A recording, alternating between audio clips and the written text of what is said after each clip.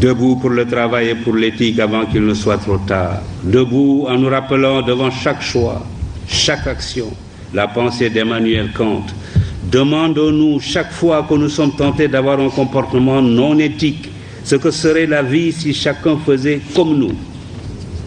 Demandons-nous ce que serait une société de délateurs, de profiteurs, de voleurs, de corrupteurs et de corrompus, d'indisciplinés, d'insouciants, d'égoïstes, de fraudeurs.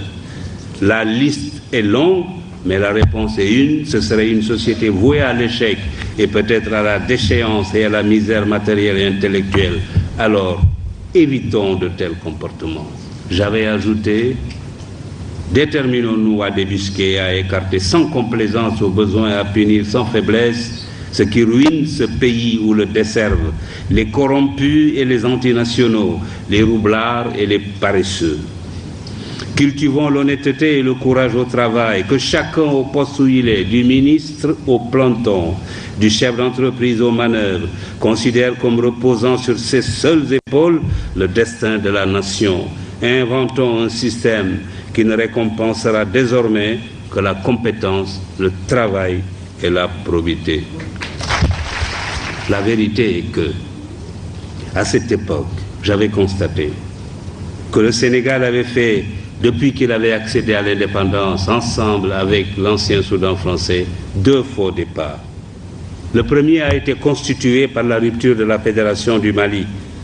Je regretterai cette rupture toute ma vie, surtout aujourd'hui, où chacun est convaincu que la principale erreur dans ce continent est d'avoir accepté de le diviser en micro-États, livrés face à nos maîtres d'hier, à la fatale loi de la division qui amoindrit et affaiblit ce qu'elle divise.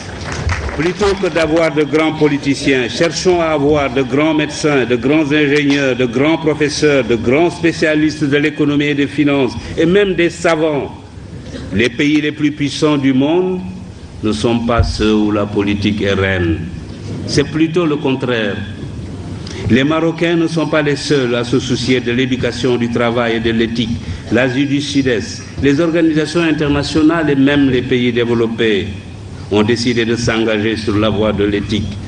Des comités et des commissions commencent à se dresser un peu partout comme des sentinelles de la vigilance morale sur les routes de la recherche scientifique et technologique, de la gouvernance, de l'entreprise, du négoce, du sport et de toutes les activités humaines. Leur mission consiste à informer, éduquer, prévenir, enquêter, proposer des remèdes ou des sanctions aux organes compétents.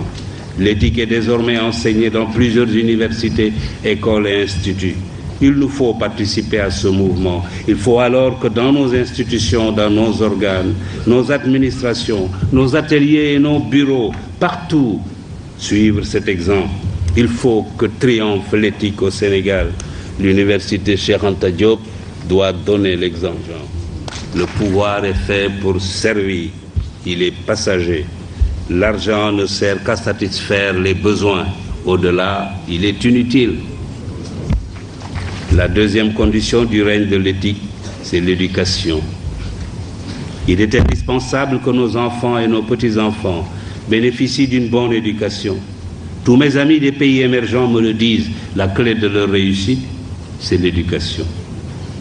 Que nos étudiants entrent à l'université comme on entre dans les ordres ou au Dara, et que les meilleurs soient mis dans les conditions optimales pour devenir des cadres de haut niveau, ou même,